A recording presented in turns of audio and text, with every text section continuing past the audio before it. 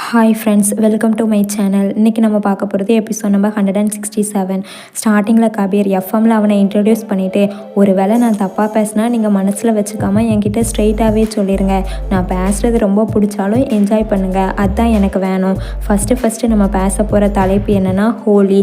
அது கலர்ஃபுல்லாக இருக்கிறதால அதுலேருந்து நம்ம ஸ்டார்ட் பண்ணலாம். நம்ம அந்த கலர்ஸை பற்றி பேசலாம். அதுக்கு முன்னாடி நான் ஒரு விஷயம் சொல்லணும்.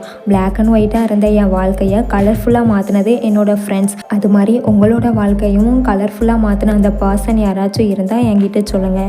இப்போ என் ஃப்ரெண்ட்ஸ்க்காக நான் ஒரு பியூட்டிஃபுல் சாங் டெடிகேட் பண்ண போகிறேன். ஏன்னா இப்போ கூட ஸ்டூடியோக்கு வெளியில் நின்று என்னை என்கரேஜ் பண்ணிகிட்ருக்காங்க. அவங்களுக்காக ஒரு சாங்னு சொல்லி சாங்கை ப்ளே பண்ணிட்டான். வெளியில் முக்தி கபீர்க்காக ஒரு கேக் எடுத்துகிட்டு வந்திருக்கா. ஆலியா இது செம்மையாக இருக்குப்பான்னு சொல்லும்போது, ஐயோ நான் கேண்டீன் எடுத்துகிட்டு வர மறந்துட்டேன், இதை கொஞ்சம் பிடிங்க நான் எடுத்துகிட்டு வந்துடுதேன்னு சொல்லிட்டு போகும்போது, ட்ரூ இன்னைக்கு ரொம்ப ஸ்பெஷல் டே, கபீர்க்காக தான் சொன்னேன், அதனால் இதை பாலாக்கிறாத, சிரிச்சுட்டே இருன்னு மெதுவாக சொல்கிறா.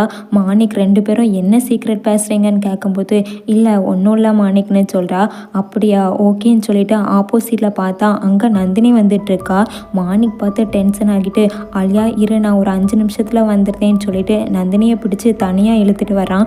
மாணிக் நீ என்ன பண்ணுற, என்னைய விடுன்னு சொல்லும்போது, நீ இங்கே என்ன பண்ணுறேன்னு கேட்குறான். நான் உங்ககிட்ட ஒரு முக்கியமான விஷயம் சொல்லணும்னு சொல்லும்போது, அவ்வளோ முக்கியமான வேலை இங்கே என்ன இருக்குன்னு கேட்டால் அந்த வழியாக முக்தி போகிறா. நந்தினி பார்த்துட்டு என்னைய விடு மாணிக்னு சொல்லிட்டு முக்தி கிட்ட வந்து, நல்ல வேலை நீ இங்கே இருக்க, அப்படின்னா அபிமன்யு நல்லா இருக்கான் அப்படித்தானேன்னு கேட்கும்போது மாணிக் வந்து அதை கேட்குறான். முக்தி பயந்துட்டே, ஆமாம் அவன் நல்லா தான் இருக்கான், கொஞ்சம் உடம்பு சரியில்லை அவ்வளோதான், இப்போ பரவாயில்லன்னு சொல்லிட்டு போகும்போது, ஒரு நிமிஷம் நில்லு முக்தி, நீ அபிமன்யு கூட இன்னும் காண்டாக்டில் இருக்கியா, எங்ககிட்ட ஏன் சொல்லலைன்னு கேட்டால், மாணிக் ரொம்பலாம் பேச மாட்டேன், அப்பப்போ மெசேஜ் பண்ணுவான் அவ்வளோதான்னு சொல்கிறா.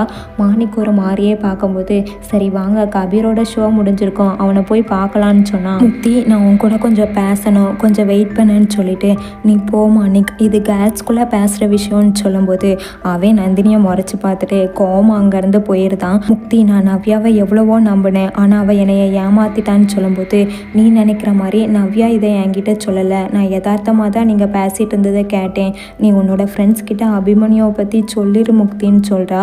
முக்தி இங்கே பாரு நந்தினி, உனக்கு தெரிஞ்சிட்டுலா, அதோட நிறுத்திக்கோ, இந்த விஷயம் என் ஃப்ரெண்ட்ஸ்க்கு எப்பவும் தெரியக்கூடாது புரிஞ்சதான்னு கேட்கும்போது, ஆனால் அவங்க உன்னோட ஃப்ரெண்ட்ஸ் முக்தி, ஹாப்பினஸையும் சேட்னஸையும் ஷேர் பண்ணுறது தானே ஃப்ரெண்ட்ஷிப், நீ அபிமன்யுவை லவ் பண்ணுற, அவன் இன்னும் கொஞ்ச நாளில் இறந்தாலும் இறந்துருவான்னு உன்னோட ஃப்ரெண்ட்ஸ் கிட்ட சொல்லிடு முக்தின்னு சொன்னால், போதும் நிறுத்து நந்தினி, தயவு செஞ்சு இங்கேருந்து கிளம்புன்னு சொல்லிட்டு திரும்பி பார்த்தா ஃபேஃபேஸ் எல்லாரும் இவங்க பேசுகிறத கேட்டுட்டு அப்செட் ஆகி நிற்கிறாங்க.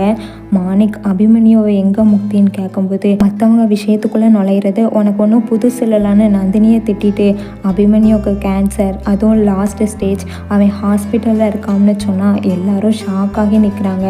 கபீரும் சந்தோஷமாக வெளியில் வரும்போது எல்லாரும் அப்செட் ஆகி நிற்கிறத பார்த்துட்டு, உங்கள் எல்லாருக்கும் என்னாச்சு, யாரும் போய் சேர்ந்துட்டாங்களா என்ன, எல்லாரும் துக்க வீட்டில் இருக்க மாதிரி சோகமாக இருக்கீங்கன்னு கேட்டால், ஏன் முக்தி எங்ககிட்ட இந்த விஷயத்த சொல்லலைன்னு கேட்குறான். கபீர் என்ன விஷயம்டா, அங்கே என்ன நடக்கு, எனக்கு எதுவும் புரியலைன்னு சொல்லும்போது, அபிமன்யு தெரியும்ல அவனுக்கு கேன்சர், ஹாஸ்பிட்டலில் இருக்கான், அப்புறம் முக்தி அவனை லவ் பண்ணுறான்னு சொன்னான். என்னது முக்தியா, இதை ஏன் எங்ககிட்ட ஃபஸ்ட்டே சொல்லலைன்னு கேட்குறான். முக்தி இப்போ உனக்கு சந்தோஷமா நந்தினி, இப்போவும் எங்கள் பிரச்சனைக்குள்ளே நீ தான் இருக்கன்னு சொல்லும்போது, முக்தி அவன் மேலே ஏன் பழி போடுற, உண்மையை சொல்லப்போனால் அவள் கரெக்டான வேலை தான் பண்ணியிருக்கான்னு சொல்கிறான். முக்தி அவளுக்கு சப்போர்ட் பண்ணுறியா மாணிக், அவளை தான் உனக்கு பிடிக்காதுல, நீ யாருக்கு ஃப்ரெண்டுன்னு இப்போ எனக்கு புரிஞ்சுட்டேன்னு சொல்லிட்டு அழுதுகிட்டே அங்கேருந்து போகிறா. எல்லாரும் நில்லு முக்தின்னு சொல்லும்போது, போதும் யாரும் பேசாதீங்க, யாரும் என் பின்னாடியும் வராதிங்க, என்னைய தனியாக விடுங்கன்னு சொல்லிட்டு போகிறா. எல்லாரும் ரொம்ப சேடாகி நிற்கும்போது, இது ரொம்ப முக்கியமான விஷயங்கிறதால தான் நான் உங்களுக்கு தெரியப்படுத்தணும்னு நினச்சேன், ஆனால் இப்போ எல்லாம் என்னால் குழம்பி போயிட்டு என்னை மன்னிச்சிருங்க, முக்தி என்னால் ரொம்ப கஷ்டப்பட்டுட்டான்னு சொல்லி ஃபீல் பண்ணுறா. கபீர் இல்லை இதில் உன்னோட தப்பு எதுவும் இல்லை, நீ இதுக்காக மன்னிப்பும் கேட்க வேண்டாம், நாங்கள் எல்லாரும் எங்கள் லைஃப்பில் பிஸியாக இருந்துட்டோம், அதனால எங்கள் ஃப்ரெண்ட் லைஃப்பில் என்ன நடக்குன்னு எங்களுக்கு தெரியலை, இது எங்கள் தப்பு தான், உன்னோட தப்பு இல்லை, சொல்லப்போனால் இதை எங்களுக்கு சொன்னதுக்கு ரொம்ப தேங்க்ஸ்ன்னு சொல்லும்போது அவள் மாணிக்கை பார்த்துட்டே அங்கேருந்து கிளம்புறா. மாணிக்கும் அவகிட்ட ஏதோ பேசணும் போல் இருக்குது, ஆனால் அவள் அங்கேருந்து போயிருந்தா. இங்கே முக்தி ஹாஸ்பிட்டலுக்கு வந்து பார்க்கும்போது அபிமன்யு ஒரு புக் எடுத்து ரீட் பண்ணிகிட்டு இருக்கான். முக்தி அவனை பார்த்துட்டு வெளியில் நின்று அழுதுகிட்டே இருக்கும்போது பின்னாடி மாணிக் வந்து வந்து முக்தியை கூப்பிடுறான். இங்கே ஏன் வந்த? நந்தினி பண்ணதெல்லாம் கரெக்டு, நான் பண்ணது தப்புன்னு சொல்ல வந்தியா? மாணிக் நீ எப்படி அவளுக்கு சப்போர்ட் பண்ணுறேன்னு கேட்கும்போது அவள் அலறதை பார்த்துட்டு மாணிக் அவளை ஹக் பண்ணி சரி அழாத பார்த்துக்கலான்னு சொல்லி சமாதானப்படுத்தி கூட்டிகிட்டு வரான். இன்னொரு பக்கம் நந்தினி அபிமன்யுவை பார்க்க வந்துட்டு யூஎஸ் ஜாப் நல்லா போகுது போலான்னு கேட்கும்போது ஆமாம் ரொம்ப நல்லா போகுது, அது ரொம்ப ஸ்பீடாக என்னைய எங்கேயோ கூட்டிகிட்டு போக போகுதுன்னு சொன்னான். அபிமன்யு ஏன் இப்படி போய் சொன்னேன்னு கேட்குறான். எதுக்குன்னா எனக்கு எப்படி அழணும்னு தெரியாது, எப்படி சர்ப்ரைஸ் பண்ணணும்னு தெரியாது. ஆனால் இது சர்ப்ரைஸ் தானே. முக்தி சொன்ன மாதிரி நான் யூஎஸ் போகாமல் இங்கே இந்த ஹாஸ்பிட்டலில் அதுவும் இந்த நிலைமையிலன்னு சொல்லும்போது அபிமன்யு இதை முக்தி எனக்கு சொல்லலை, உண்மையை சொல்லப்போனால் அவள் என் மேலே கோவமாக இருக்கா, இதை நான் தெரிஞ்சுக்கிட்டதும் அவள் ஃப்ரெண்ட்ஸ் கிட்ட சொன்னதுக்கு ரொம்ப கோவமாக இருக்கான்னு சொன்னான். ஓ அதான் இப்போ என்னைய பார்க்க வரலையா? ஒருவேளை அவள் கோவமாக இருக்கிற ஃபேஸை நான் பார்க்கக்கூடாதுன்னு நினப்பா போலன்னு சொல்கிறான். நீ இவ்வளோ நல்லா அவளை புரிஞ்சு வச்சுருக்கியான்னு கேட்கும்போது லவ் பண்ணால் புரிஞ்சு தானே ஆகணும். சரி நீ சொல்லு, உன்னோட லவ் ஸ்டோரி எப்படி போகுது? ஏதோ ட்ராக் தப்பி போகுதுன்னு கேள்விப்பட்டேன். உங்கள் 2 பேருக்கும் நிறையா டைம் இருக்குல்ல, அதான் இப்படி விளாண்டுட்ருக்கீங்க.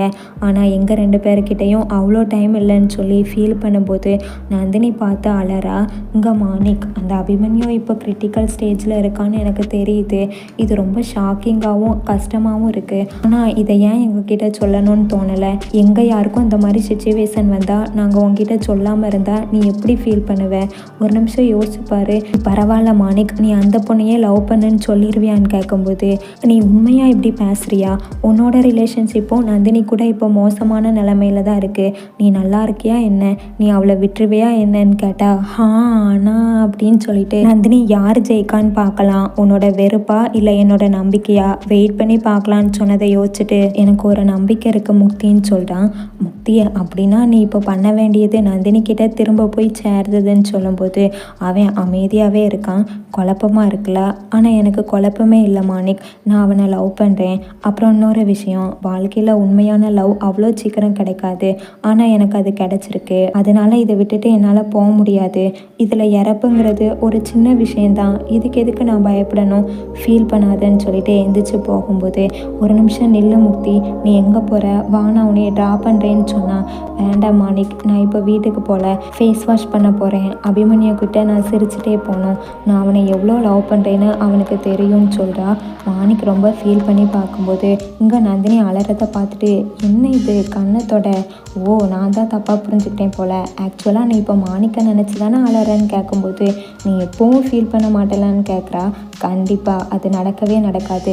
சரி ரொம்ப லேட் ஆகிட்டு நீ கிளம்பு. சொல்லப்போனால் என் கேர்ள் ஃப்ரெண்ட் இப்போ வர டைம் ஆகிட்டுன்னு சொல்லும்போது போயிட்டு வரேன்னு சொல்லிட்டு வரா. ஒரு பக்கம் நந்தினி அபிமன்யு நீ இப்போ மாணிக்க நினச்சி தானே அலறன்னு சொன்னதை நினச்சி பார்த்துட்டே வரா. இன்னொரு பக்கம் மாணிக் முக்தி லைஃப்பில் ட்ரூ லவ் அவ்வளோ சீக்கிரம் கிடைக்காதுன்னு சொன்னதை நினச்சி பார்த்துட்டே வரும்போது 2 பேரும் ஆப்போசிட்டில் மீட் பண்ணுறாங்க. மாணிக் பார்த்துட்டு அது எப்படி? நான் உன்னைய தேடுறப்பெல்லாம் நீ கரெக்டாக என் முன்னாடி வந்து நிற்கன்னு கேட்கும்போது நந்தினி பார்க்குறா. அப்புறம் டக்குன்னு ஒரு ரூம்குள்ளே அவளை இழுத்துட்டு போகும்போது என்னாச்சு மாணிக்னு கேட்டா.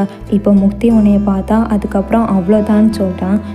அவள் டென்ஷன் ஆகுவான்னு எனக்கு தெரியும், ஆனால் நான் இப்போ அபிமன்யுவை பார்த்துட்டு தான் வந்தேன்னு சொல்லும்போது கடவுளே அந்த அபிமன்யு யாருப்பா, எங்கேருந்து வந்தான்? போயும் முக்தி அவனை தான் லவ் பண்ணுவாளா?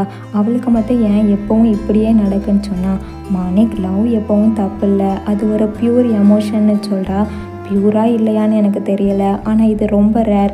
எனக்கு ஒன்று மட்டும் புரியவே மாட்டேக்கு, நான் இதுவரை இப்படி ஃபீல் பண்ணதே இல்லை, உண்மையான லவ்வை பார்த்ததே இல்லை. இது ஒரு மாயம் தான் நினைக்கிறேன். நம்ம லவ்வை தேடி போனால் அது நம்மளை விட்டு தூரமாக போயிடும், மாயமாக போயிடும்னு சொல்லி ஃபீல் பண்ணும்போது நந்தினி பார்த்துட்டு மெதுவாக மாணிக் கையை பிடிச்சிட்டு உண்மையாகவே உனக்கு தோணுதா மாணிக், இந்த உலகத்தில் ட்ரூ லவ்வே இல்லைன்னு தோணுதான்னு கேட்கும்போது அவன் முறைச்சி பார்த்துட்டு கையை தட்டி விடுறான். அப்போ அந்த ஸ்ட்ரக்சர் மூவ் ஆனதால் நந்தினி ஸ்லிப் ஆகி கீழே விழ போகும்போது மாணிக் டக்குன்னு அவளை சேவ் பண்ணுறான். அப்போ எதிர்பார்க்காம கிஸ் கூட பண்ணியிருந்தான். 2 பேரும் அப்படியே பார்த்துட்டே இருக்காங்க. இவங்க என்ன பண்ணுறாங்கன்னு நெக்ஸ்ட் எபிசோடில் பார்க்கலாம் கைஸ். இதோட இந்த எபிசோட் முடியுது. இதுக்கப்புறம் வரது எபிசோடை பார்க்கணுன்னா என்னோட சேனலை சப்ஸ்கிரைப் பண்ணி பக்கத்தில் இருக்க பெல் ஐக்கானை கிளிக் பண்ணி வச்சுக்கோங்க. அப்போ தான் நான் போட்டு அடுத்தடுத்த வீடியோவை மிஸ் பண்ணாமல் பார்க்க முடியும்.